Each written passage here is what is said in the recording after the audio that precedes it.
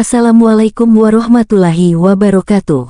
Halo teman-teman, nama saya Devi Triana, dari kelas 11 TJKT 1, SMKN 1 Stabat. Saya akan menjelaskan tentang apa sih VoIP itu. Yuk simak videonya. Pengertian VoIP. VoIP, atau Voice over Internet Protocol. VoIP merupakan teknologi komunikasi dengan metode transmisi suara atau audio serta konten lainnya seperti gambar dan video, menggunakan koneksi internet. Data suara diubah menjadi kode digital dan dialirkan melalui jaringan yang mengirimkan paket-paket data dan bukan lewat sirkuit analog telepon biasa. Fungsi VoIP. Fungsi utama dan juga jadi keunggulan dari VoIP adalah bisa menghubungkan manusia antar kota, pulau, hingga benua.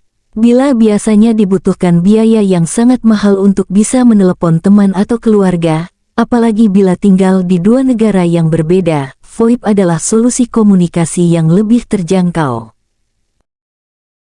Cara kerja VoIP. Pada sisi pengirim atau transceiver, sinyal suara yang dihasilkan transformasikan yaitu encoder menjadi data digital serta mengubahnya dalam bentuk paket data. Data yang sudah berbentuk paket ini kemudian disalurkan transmisi melalui jaringan internet protokol atau IP. Kemudian pada sisi penerima receiver, data yang diterima dalam bentuk paket didekodekan kembali agar dapat membentuk sinyal suara audio.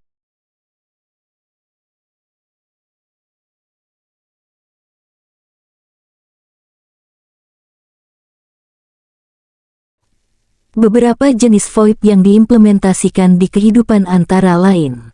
1. PC to PC. 2. PC to phone. 3. Phone to phone. Topologi VoIP. Topologi 1.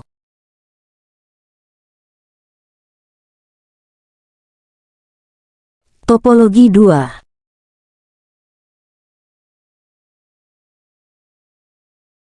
Topologi 3.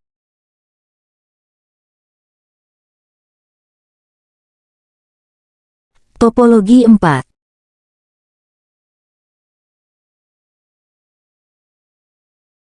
Topologi 5.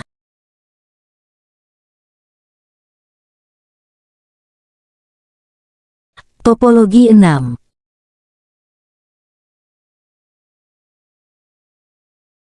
Topologi 7.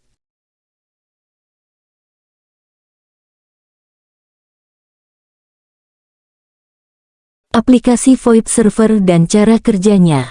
Trixbox dan TriCX. Trixbox adalah aplikasi VoIP server dari sistem operasi Red Hat yang dikembangkan oleh CentOS. Berbasiskan sistem open source PBX Private Branch Exchange, ketika diinstal pada suatu PC dengan interface yang sesuai akan dapat digunakan sebagai full fitur PBX untuk pengguna rumahan, lembaga, dan lain sebagainya. Sudah berbasis GUI, hanya saja proses instalasinya yang berbasis teks. TriCX Phone System adalah sebuah software IP PBX yang dapat menggantikan perangkat fisik PBX atau PABX. IP PBX dari TriCX ini telah didevelop khusus untuk sistem operasi Windows dan berprotokol standar SIP, sehingga akan lebih mudah dimanage dan tentunya akan cocok dengan segala jenis SIP phone, softphone, maupun IP phone. Instalasi dan konfigurasi Trixbox sebagai VoIP server dan Zoiper sebagai VoIP klien. A. Tahapan instalasi Trixbox. 1. Buka aplikasi Trixbox. Pastikan sudah terhubung ke internet. Berikut tampilan pertama yang muncul saat instalasi. Tekan Enter. 2. Selanjutnya muncul tampilan keyboard type, pilih US dan OK. 3. Muncul tampilan Time Zone Selection, pilih System Clock Uses UTC, pilih Asia, Jakarta, pilih OK. 4. Setelah itu muncul tampilan Root Password, masukkan password root, misal 1, 2, 3, 4, 5, 6, pilih OK. 5. Maka akan muncul tampilan Package Installation Trixbox, tunggu beberapa saat sampai semua selesai dan reboot sendiri. 6. Jika sudah selesai maka kita akan masuk ke Trixbox seperti tampilan di bawah ini. 7. Masukkan login, root, lalu enter. Masukkan password yang sudah kita buat tadi 1-6, lalu enter, dan ketik System Config Network untuk mengkonfigurasi IP address, tekan enter. 8. Maka akan muncul tampilan seperti berikut. Pilih Edit Device, tekan enter. 9. Selanjutnya muncul tampilan Select a Device, pilih device yang ada @0, tekan enter, awas. Jangan di-save dulu ya. 10. Akan muncul tampilan Defernet Configuration, pada UCD HCP hapus tanda bintang dengan menekan tombol space pada keyboard, masukkan IP sesuai di jaringan Anda. Di sini saya menggunakan IP 192.168.2.240, netmask 255.255.255.0, default gateway IP 192.168.2.1, lalu OK. 11. Selanjutnya pada Select a Device kemudian pilih Save dan Enter. 12. Selanjutnya akan muncul tampilan Select Action, pilih Save dan Quit lalu Enter. 13. Setelah itu akan muncul tampilan ini, lalu ketik Service Network Restart dan Enter. Lalu ketik ifconfig dan Enter untuk mengetahui IP kita. Selanjutnya ke bagian B. Tahapan konfigurasi server Trixbox. 1. Masuk ke Chrome browser dan ketik IP yang sudah kita input dari konfigurasi sebelumnya. Di sini saya menggunakan IP 192.168.2.240. 2. Akan muncul tampilan login pada Trixbox. Masuk dengan login, main, dan password, lalu sign in kemudian pilih user mode, switch untuk login ke mode administrator Trixbox. 3. Kemudian setting, tambahkan extension, nomor telepon yang bisa digunakan oleh klien. Pilih PBX lalu PBX settings lalu extensions lalu device, generic SIP device lalu submit. 4. Di tampilan Add Extensions, kita akan melengkapi user extensions, display name, dan SIP alias bebas. 5. Scroll ke bawah untuk melengkapi device option bagian secret, voicemail dan directory bagian status di enable, dan bagian voicemail password bebas. Lalu scroll ke tampilan paling bawah untuk melengkapi Vmex Locator bagian Vmex Locator Term Enabled, lalu bagian UCWN dan Voicemail Interactions dicentang semua, lalu submit dan klik tulisan orange Apply Configurations, canges pilih Continue with Reload. 6. Scroll ulangi langkah yang sama untuk membuat akun yang kedua. Selanjutnya bagian C. Tahapan konfigurasi Zoiper sebagai VoIP Client. 1. Buka aplikasi Zoiper dan pilih Create Account lalu lengkapi konfigurasi sesuai dengan jaringan yang diinput pada Trixbox sebelumnya. Di sini saya menggunakan IP 192.168.2.240 dan nomor 123 didapat dari 0 yang sudah didaftarkan di server Trixbox lalu next lalu sip lalu next. 2. Setelah itu akan muncul tampilan sebagai berikut lalu pilih setting dan klik account maka akan muncul tampilan seperti di bawah ini dan terdapat tulisan registered account berhasil dibuat. 3. Setelah account berhasil dibuat, selanjutnya hubungkan dengan aplikasi Zoiper yang ada di Android dan cara konfigurasi di Android sama seperti yang dilakukan di atas. Berikut contoh tampilan panggilannya. Selanjutnya, membangun sebuah jaringan VoIP dengan menggunakan IP PBX TriCX Phone System 10 dan Windows 7 sebagai server. Berikut cara instalasi dan konfigurasinya. Karena aplikasi TriCX Phone System versi 10 sendiri membutuhkan MS-DOS.NET Framework 4.0, kita install dahulu. Jika sudah, maka 1. Buka aplikasi TriCX. Untuk bahasa yang digunakan kita pilih English. 2. Kita bisa isikan IP public kita atau kita isikan FQDN host namanya. 3. Karena di sini kita baru pertama kali membuatnya, maka kita pilih Create New PBX. 4. Extension number ini adalah nomor yang digunakan untuk melakukan panggilan nantinya. Di sini kita bisa menentukan berapa digit untuk nomornya. 5. Selanjutnya kita tentukan untuk SMTP server dan alamat emailnya, yang mana nantinya SMTP server digunakan untuk voicemail.